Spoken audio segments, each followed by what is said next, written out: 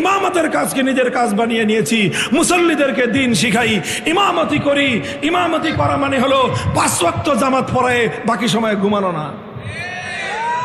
হ্যাঁ, এই মসজিদের ইমাম সাহেব যারা আছেন শুধুমাত্র 5 ওয়াক্ত নামাজ পড়াবেন, ফজর থেকে জোহর পর্যন্ত ঘুম, জোহর থেকে আসর পর্যন্ত ঘুম, আসর থেকে মাগরিব পর্যন্ত ঘোরাগাড়ি, মাগরিব থেকে এশা পর্যন্ত আড্ডাবাজি, এশার পরে আবার ঘুম। এর নাম ইমামতি? এর নাম হলো ইমামতির চাকরি। কোন চাকরের জন্য ইমামতি করা জায়েজ নাই। আবার আমার শব্দটা খেয়াল করে শুনেন, যারা ইমামতির চাকরি করেন তাদের পিছনে নামাজ পড়াও জায়েজ নাই, তাদের ইমামতিও জায়েজ নাই। কারণ চাকরি করে যারা, সে চাকর। কোন চাকর মানে যাকে আপনি চাকর মনে করেন তার পিছনে আপনি ইমাম ইক্তেদা করলে নামাজ সহি হবে না। এই জন্য আপনাকে নামাজের শুরুতে ইক্তেদা করতে হয় কি?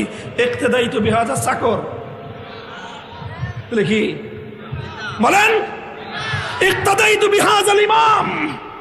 ইমাম মানে হলো এই মসজিদের যত মুসল্লি আছে অন্তত প্রত্যেকটা মুসল্লির দ্বীনি জিম্মাদারি আদায় করার নাম হলো ইমামতি। আপনার মুসল্লিদের কার দ্বীনি কি সমস্যা আছে, কার ঘরে দিনদারি নাই, কার সন্তান দিনদারির উপর আমল করে না, কার ঘরের মধ্যে মহিলারা দিনদারির উপর আমল করে না, এই সব দায়িত্ব পালন করার নাম হলো ইমামতি। আমি বলছি উলামায়ে কেরামের মধ্যে একদল, তারা ছাত্রদেরকে পড়ায়, তারা হয় মুআল্লিম, তারা হয় শিক্ষক। উলামায়ে উম্মতের মধ্যে একদল, তারা মসজিদগুলোকে সামাল দেয়, তারা অনেক সাধারণ মানুষকে দিন শেখায়, তারা হয় ইমাম। উম্মতের আরেক দল, তারা খানকাহ নিয়ে বসে যায়, উম্মতের আত্মশুদ্ধির কাজ করে। উম্মতের আরেক দল ঘাটতি বসকা নিয়ে চিল্লার পর চিল্লা, সালের পর সাল লাগায়, জীবন চিল্লা লাগায় দেয়।